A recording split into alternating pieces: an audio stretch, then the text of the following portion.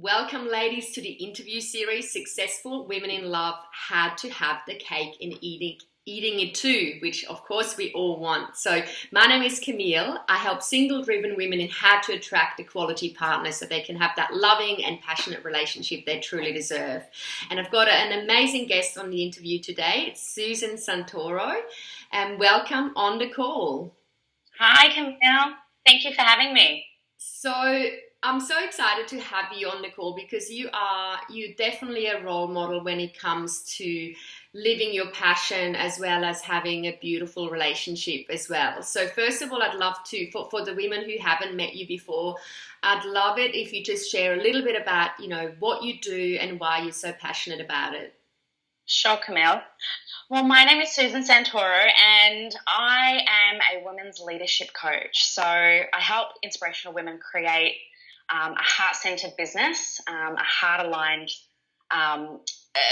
purpose in terms of what they do to make a difference, and I help them get clear, take action, and shine their light into the world. So I love working with women. I do it in a one-on-one capacity in terms of coaching. I run women's retreats where we go really deep and really find our purpose in our life, really, and feel happy. So that's what I do. Love it. And my definition of success is very much about living your passion and purpose, and also creating a great income from it. So I'm curious to find out what's your definition of success? Like what does it mean to you personally?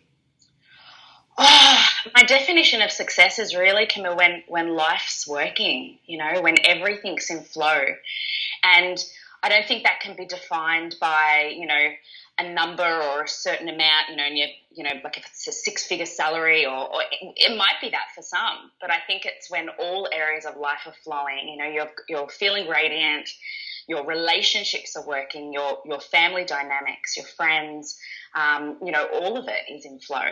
And that for me is a major marker for success. And I always know if I'm not in alignment or things aren't kind of feeling in that flow, I'm really able to kind of really work out that and figure out how to get myself back into flow. And that's what helps me have a successful life.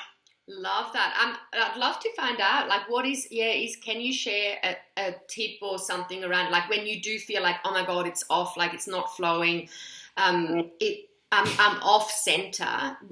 What are some of your things that you do to sort of get you back? Because I guess the first thing is really just acknowledging it. It's like, oh my God, it's not, whatever I'm doing is not working. Yeah, definitely. I think over the years I've really honed in quite a few tools that I use. So and ways to get myself back into alignment, especially if there's just days sometimes that you just get up and nothing's happened. You just wake up in a shitty mood. Yeah, totally. I think this is like, all the stresses of life and kind of the everyday stuff. So the best thing for me, Camille, is that I always start my day with a form of a ritual. So and that can be 5 minutes if I'm really busy, or it could be, this morning I did it for 45 minutes and I woke up extra early, especially because it's coming to the end of the week. And I just thought I've got to give myself that time to just for me before the crazy demands of everything else and before I jump on calls. And, that way I can just really align myself. So what I do, it might look like, I normally I light a candle. I sit on my pillow and I will put in either some beautiful audio, or maybe I'll listen to a guided meditation, just 5 minutes to center myself. And then I work out what I'm feeling, what's underneath the feeling. And it's more so I think I'm always really searching for the emotion. Why am I feeling this way? What's not working? And really, what do I need to do? Yeah, to really ground myself into the day as well. And I think by being able to do that, I don't work to somebody else's schedule. I work to my own schedule. And I think that's what then allows me to give back, even if it's 5 minutes, a little bit of power to myself. I love that. That's really helped me. I love that. And it's such a simple thing of just really tuning in. It's like, okay, what am I actually feeling? What's really going on? Really, really connecting with the feminine, because I guess the masculine part of us is just like, let's just get on with it. Like, come on, you can do this, rather than really tuning into what's really going on. It's such a nurturing and honoring thing to do. Love it. Yeah. And breathing. Like sometimes I can be sitting and working and I forget to breathe. So it's like, okay, just breathe. So sometimes it might be 5 minutes of just breathing, and that really allows me to get back into my body as well and work out, what it is that's going on. Love that. So, of course, my topic is love and relationships. So let's talk about love. Now, you got married in September last year to a beautiful man, Dave. Amazing, amazing. You're an amazing couple. And I'd love to find out, was finding a life partner, did it come totally easy to you? Was it a piece of cake? No, not at all. Gosh, I think that Hollywood and all these the fantasy, I suppose, of the romance and all of that, definitely you can definitely have that. For me anyway, I feel that you can have that romance and that beauty and that love, but sometimes what Hollywood doesn't show is the day-to-day, like the realness and the rawness of really what happens in a conscious relationship where you're with someone that triggers your stuff all the time. So Facebook, I suppose you can post your date nights and you can post all the good stuff that's happening, but often people won't post, I've got 3 loads of laundry outside and, the kids are, sick today, and it's totally. You don't really take a snapshot of your laundry or the stresses that happen in day-to-day life. And I think that's all part of it. It's really about embracing all of the stuff that makes a relationship when 2 people are on a pathway to their own, relationship and their own enlightenment as well. Love that. So were you single for quite a while when you met him? And yeah. What I would love, because my clients often, and these interviews are just so perfect. They're often like, okay, so how can I attract, where will I meet this amazing guy? Like, where is he? What can I do? And, is he really out there? So just would love to hear a little bit of your story. Sure. So prior to me meeting Dave, I was single it was probably a good 12 months. And when I say single, I was dating people in that time, dated a lot of people in that time. And I had a couple of, shorter relationships, a month here, a month there. And I had just moved back from Dubai to Melbourne.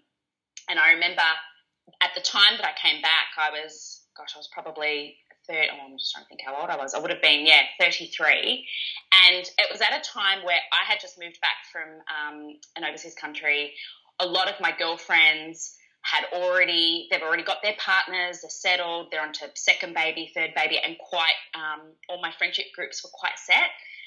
And I remember sitting at one point thinking, I know, all my girlfriends' husbands and their partners and their cousins and their friends and all of our kind of circle. And I remember at one point thinking, I'm never going to meet anybody if I don't make this happen, kind of create this myself. Yeah. So I was a bit strategic in it, Camille. I did a lot of soul searching around, well, who is this guy? And what does he look like and what do I need?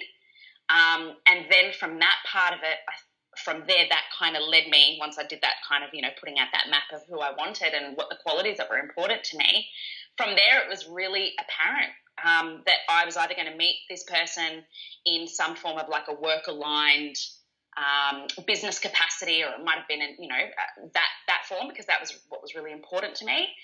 And I really needed an intellectual match, I suppose. Yeah.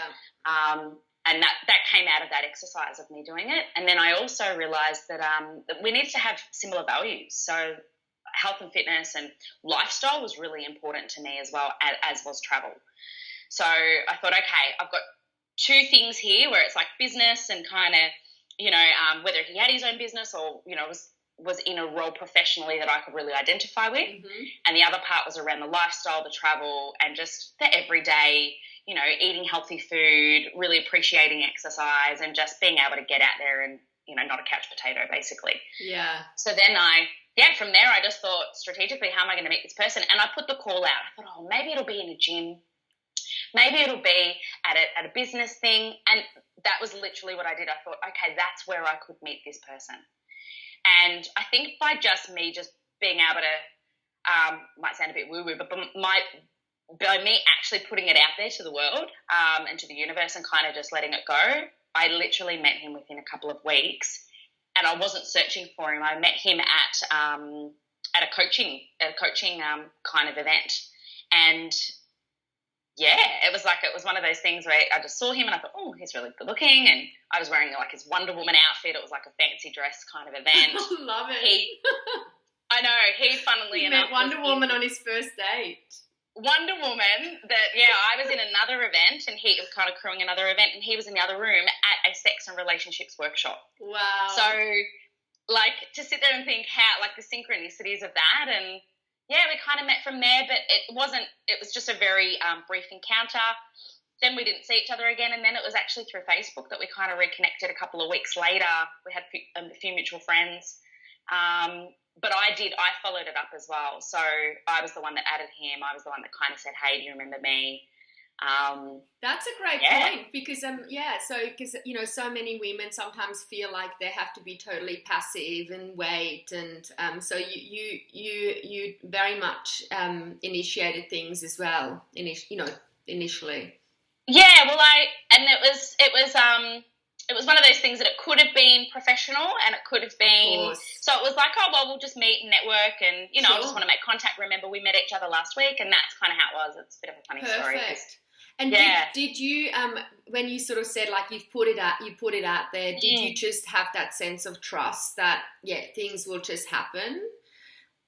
It was a sense of trust, but it was also, Camille, really about me being happy with what I was doing. I needed to focus on me being happy again. So I had just moved. I had to find, at that point, I was like really wanting to find some new friendship groups and things that were making me happy. So I went and enrolled in a few different courses, and my work, of course, that was a real focus, because I feel like when I'm happy in my work and I'm happy in my day, so if I'm doing yoga or whatever it might be, that then brings a nice level of excitement to your life, whether you're single or with someone. So yeah, I was kind of in that flow of possibility, and then let it go. Because we talked about it just before we started the interview, like the importance of being in alignment, and that really it's all connected. So I guess you were just really in the flow. You would have just had a really great energy about you. You were doing things you were passionate about. That definitely would have helped with then finding that person who was on that same vibration, so to speak.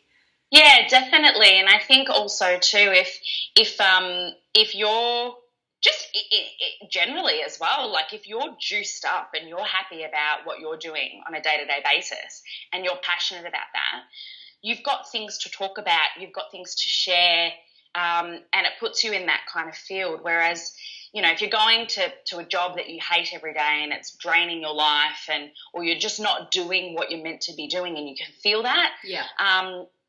I just feel that really doesn't, I suppose, have you all juiced up and ready to meet that person as well.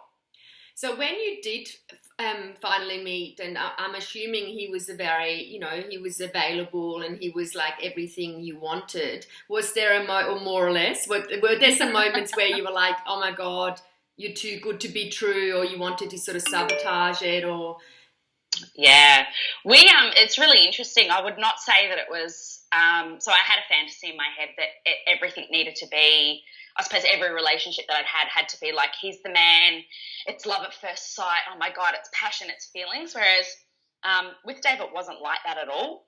It was a real, I think from the start, we often laugh about it, he set me off, like he triggered all parts of my ego. So from the first bits of communication, it was, like our first date, he was 4 hours late. I was like, who is this guy? Like, how does this happen? Wow. 4 hours. 4 hours. And I was like, he got caught up at an event, and then he kind of just wrote to me and said, oh, look, do you mind waiting? And I was like, yeah, okay. And then that worked out to be 4 hours later. Wow. And I think for me, I'd never had something like that happen. I was like, who is this guy? Like, what's going on? So he triggered a lot in me. But from the first onset, we had a lot of common things that we enjoyed and a lot of common interests, I suppose, but it was never smooth sailing from the start, not at all, because we just triggered each other a lot. I'm so glad you share that, because so many of my clients have this thing of if it doesn't quite feel right, it's probably not the right person, and it's not necessarily true.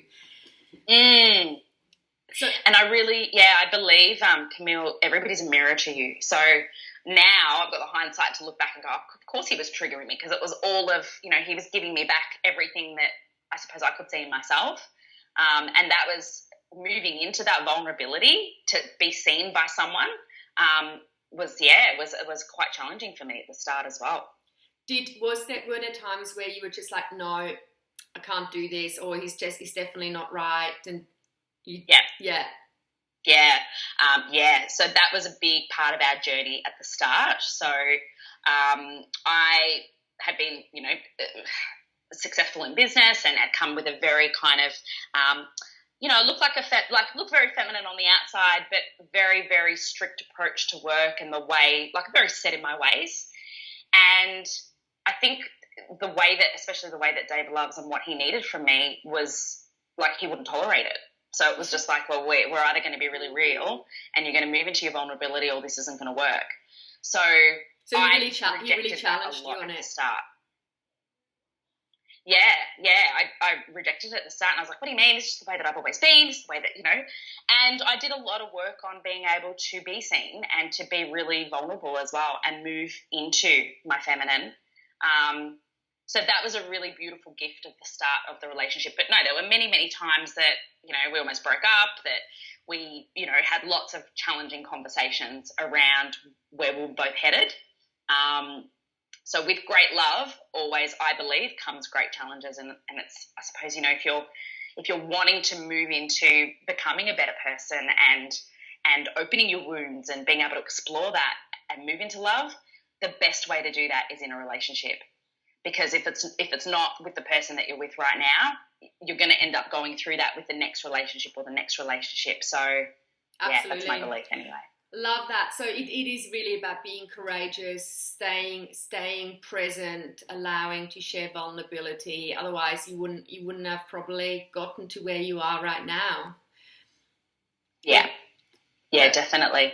I absolutely love that. So tell me a little bit about now with how you run your life and your business and your relationship. I mean, you're not none of us, I guess, are super conventional with how we run our life and business, and you don't spend every single day together. So how are you sort of creating your current dream? How are you navigating love and success and following your dreams?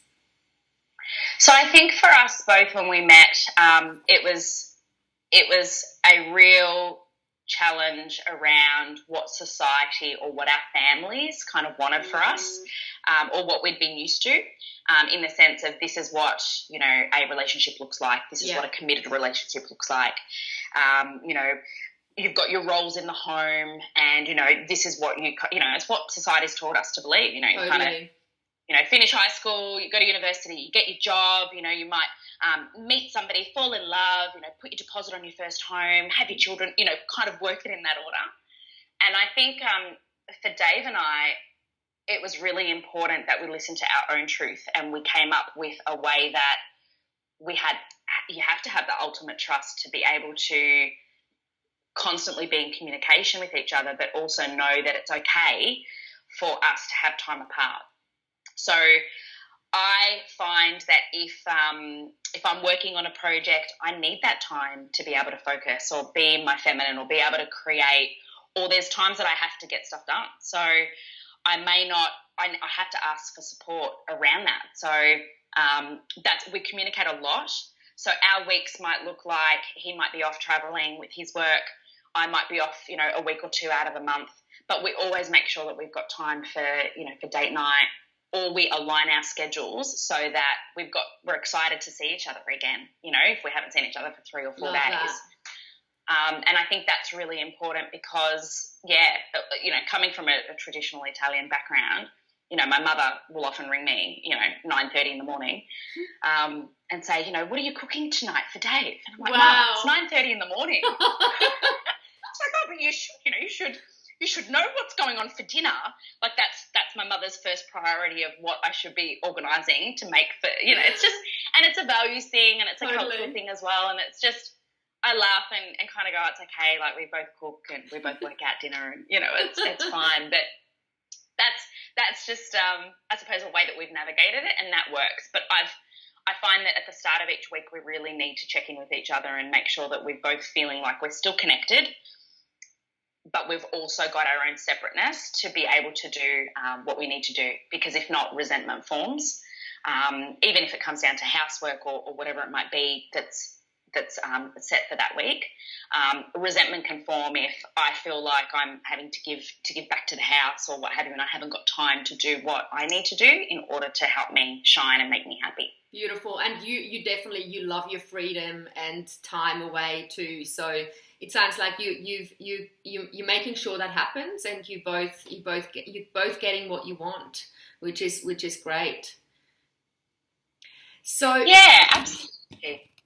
So before we wrap up, and we'll also mention how the women can find you, if they'd like to find out more what you do. What would be the one sort of piece, piece of advice to women who are really like not sure if it's possible for them, like really, they might really be a bit disencouraged, they might have had some bad dates, they might have been hurt in the past. What would be the one sort of piece of advice around love and attracting an amazing partner? Oh, wow. I know it's a big question. So much I can say. I'd say don't give up. Don't give up. Your soul knows, what you need, and don't give up on love at all, because it's so possible and it's so beautiful. And it's often just about timing. So I always think that the quicker you can embrace the hurt, the pain, the love, the joy, the fear, the quicker you can move into that and go, okay, fuck, it's, sorry, excuse my French, like, okay, I'm going to do it, I'm going to put myself out there, the quicker you'll be open to being able to find somebody that's a match for you. And it may not be the first person that comes along your path, yeah, but it might be the second or the third or the fourth. And I definitely think that it's possible, of course. Absolutely. And it sounds like when you were in that space, you were very committed. You were just like, yeah, this is what you totally believed it was possible. It's about really making a big commitment to yourself and to your dream. That's sort of one thing I really heard when you shared that. You were just you were like, okay, this is what I want. I'm committed. I'm really owning it. Yeah, absolutely. Absolutely. And also it's a balance between being able to actually put yourself out there as well, I think. Even if there is a bit of fear, or if there is a bit of like just the, I've been on so many dates and it never works out, or, because I was at that point too where I was just like, oh God, am I ever going to connect with somebody that, like that after 10 minutes I don't want to bang my head against the wall. Like sometimes that could be really disencouraging and like just, really soul destroying. But I feel like, being really, really conscious of what you need, honor yourself, get really clear on what you need inside. And when you're clear on that and you believe in that, that's when this person will come along, because you'll literally call him in with your energy. But you've got to be at a place where you're happy and in your flow. And I think that really comes about. Love that. Oh, it's just, that is so spot on. It's really about, it is really about being totally, and the flow is about very much the feminine. So, it's very much about the feminine energy. So where can the women find out more about you and, find out about your work and what you offer? What's the best place for them to connect with you?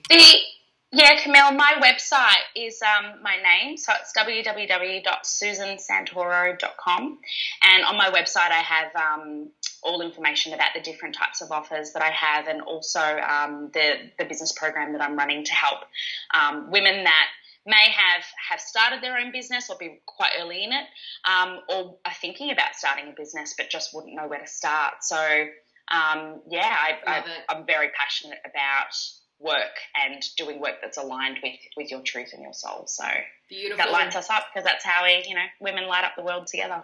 Beautiful. And I will include your website link underneath the interview as well. So thank you so much for being on the call, sharing your pearls of wisdom, sharing your story. Just one more question. Are you planning a family? Is that on the cards in the future? Wow. Was that's a whole other story. I'm definitely